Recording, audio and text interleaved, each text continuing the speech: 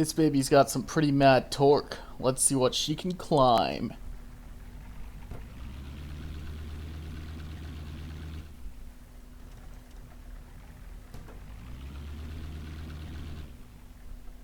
Why did I design it this way? So yeah, T16A2.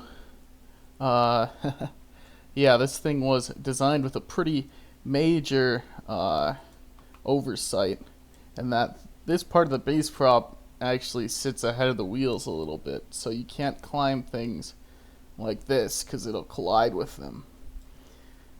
So how do you fix that? Well, we could have moved the wheels forward, but I would have had to rearrange basically this entire side of the drivetrain and change these visual props, things like that. I didn't really want to do that, right? So then I thought about the M3 half track and the M3 Scout car. You look at some old World War II pictures of those, and they've got kind of this rolling pin thing on the front. That's called an untrenching roller. It's called an unditching roller. Whatever. Basically, it's a big wheel that sits on the front, so if you drive your half track into a ditch, it won't bury itself into the ground. It was fairly successful, but they found it was better to just redesign vehicles without that problem in the first place. But just for now, I created the T16A2E1 with its own unditching roller. So let's check out and see how this works. You actually haven't seen this version of this armored car. This is the T16A2, which has enhanced suspension. Gone is the old welded suspension. That's welded. And we're on full hydraulic suspension. Perfectly fine. Lots of precision alignment for 8 wheels of that, but not too bad. And there's upgraded targeting system with one of Sir Dauber's newest chips. Also, if you don't know who Sir Daubers is, I'll put a link to his channel here. He's the one who made the Easy Tank turret chip. He makes a lot of really cool stuff, like really, really good looking stuff. He's one of my best friends in real life. We used to actually have a combined channel, so I still have some of my videos on his channel. Anyway, okay, so let's go ahead and get in here. Okay, so you saw it crashed into this before. Let's see what happens with our unditching roller. So first thing we have to do is we have to rotate the turret to the side, which is often something that in games like World of Tanks and things like that isn't properly represented because your gun just goes into the ground. But this gun gets in the way. Like right now it's hitting that in front of us. Like it sticks out a massive amount and just gets in the way. So I have to stow it back here before climbing up like that. The key to do that was the same as my zoom key. But yeah, that's why if you ever wonder why like tanks like the Super Pershing with its giant, super long 90mm gun and things like that never caught on, it's because the gun would dig into the ground. That's why the T-34A5 had that problem too. That's why it would drive with the gun up in the air all the time, and why tanks often drive with the gun stowed behind them, because the gun's so long it runs into stuff. It's crazy. Anyway, let's show this this unditching wheel in action.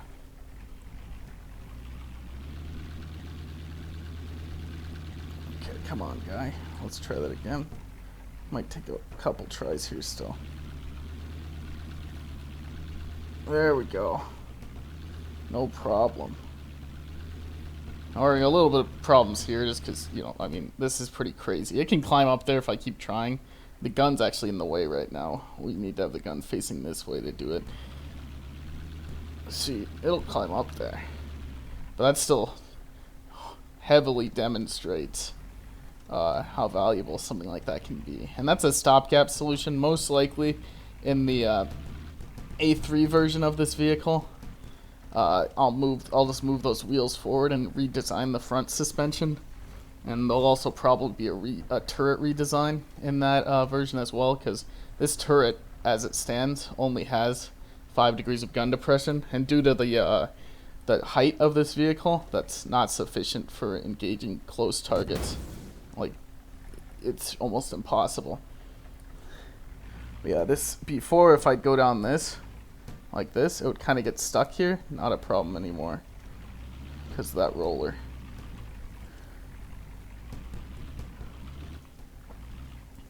Now let's talk about this suspension just a little bit more. Before, it had a big problem, if you saw my previous video, of almost rolling over in turns and things like that. That's not a problem anymore. Due to the way the suspension gives and stuff, you can just turn at any speed. It doesn't even matter which way the gun's facing anymore. The only way you're going to flip over is if you drive on uneven terrain that causes you to flip over. Watch this.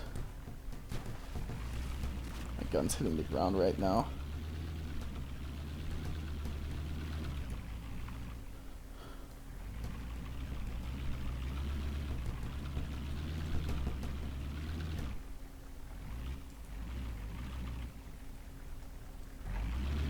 See, good suspension can help a lot with your vehicles. Also, a big tip that this thing uses is, whoa, went over a little bit of rough terrain there. A really good tip for how this vehicle functions is center of mass.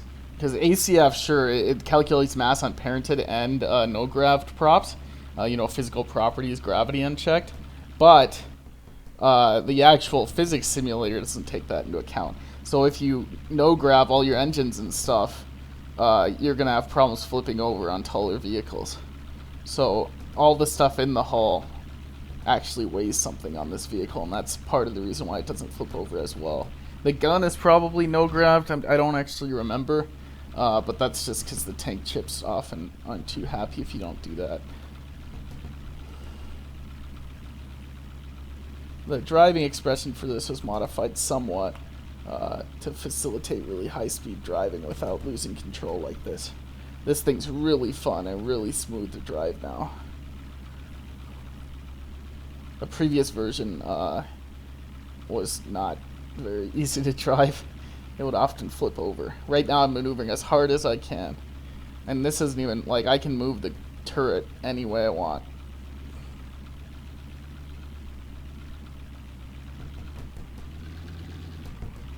Fire on the move.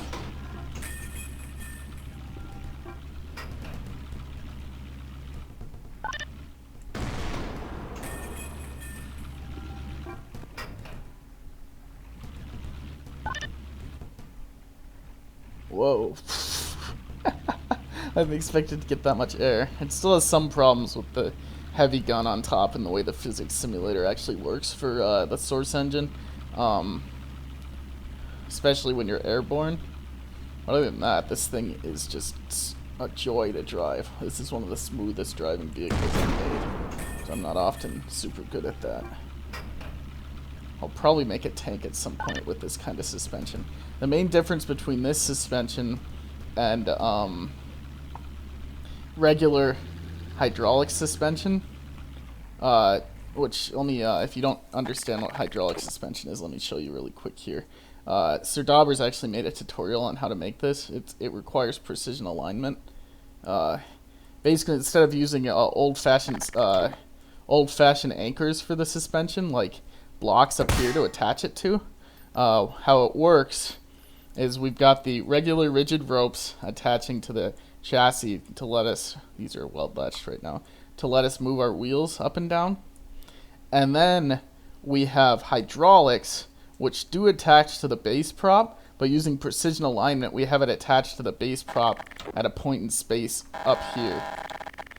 Sorry about that, I just think that's funny. My mouse does that.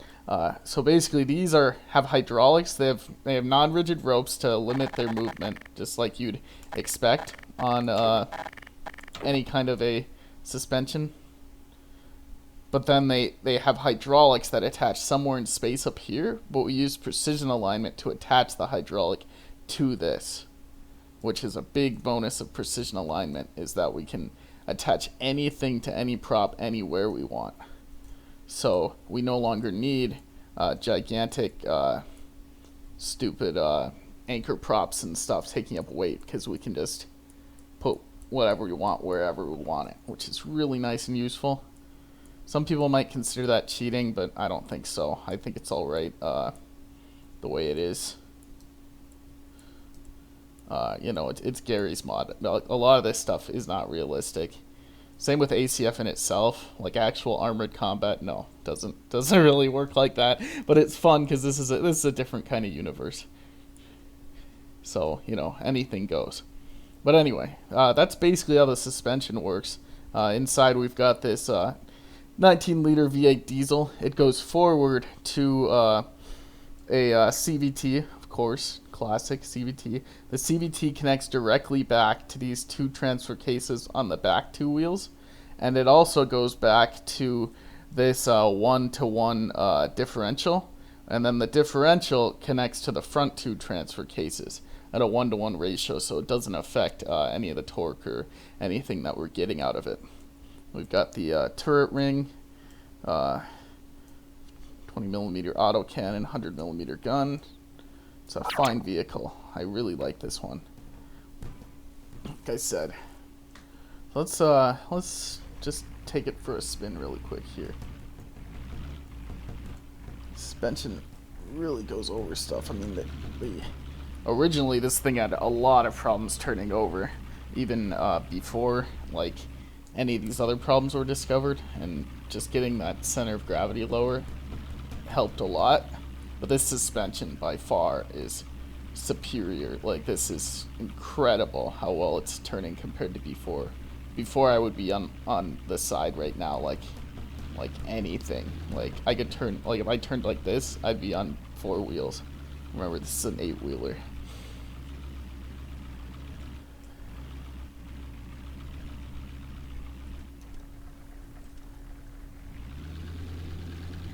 Brakes still kind of have a problem.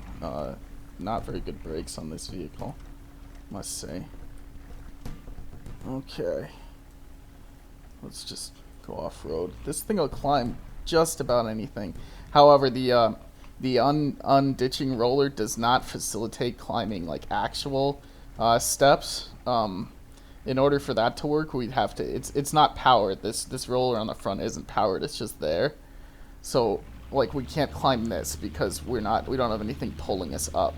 That's where we need wheels, or we'd need that to rotate to make it up here. I mean, we can make it up at like an angle like this because our wheels are touching it.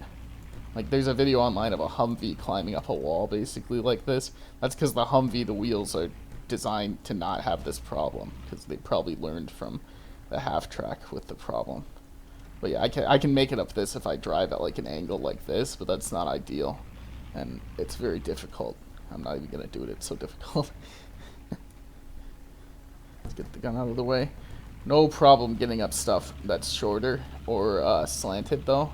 And that was what the real problem was, is going down hills and stuff like that would cause this thing to nosedive into the ground. And that unditching roller, that's exactly what it's designed to do in real life, and it works just fine in Gary's mod. And that's just it's just a cylindrical S-prop that is double axised with precision alignment on each side to the base prop. It only weighs 250. Base prop is 3,000 for comparison, and it works just fine.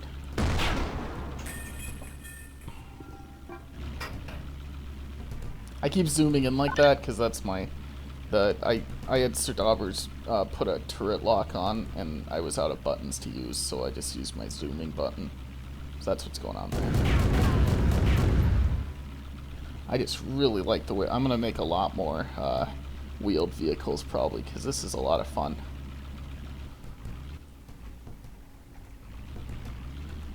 You can only go so far with tanks, I've found, in ACF. I mean, they're cool and all, but just ACF doesn't really replicate a lot of the variables of actual armored combat, especially with the era they're going for, like World War II to kind of the Cold War period, before like composite armor and stuff. And because of that, there's really only so many ways you can do things. And it's still a lot of fun. It's a real awesome mod, a real awesome add-on for Gary's mod.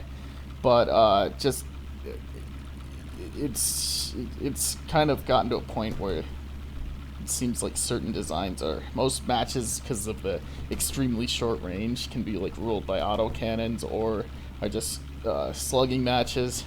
I really like making tanks just more for me, just because I like making tanks and stuff like this.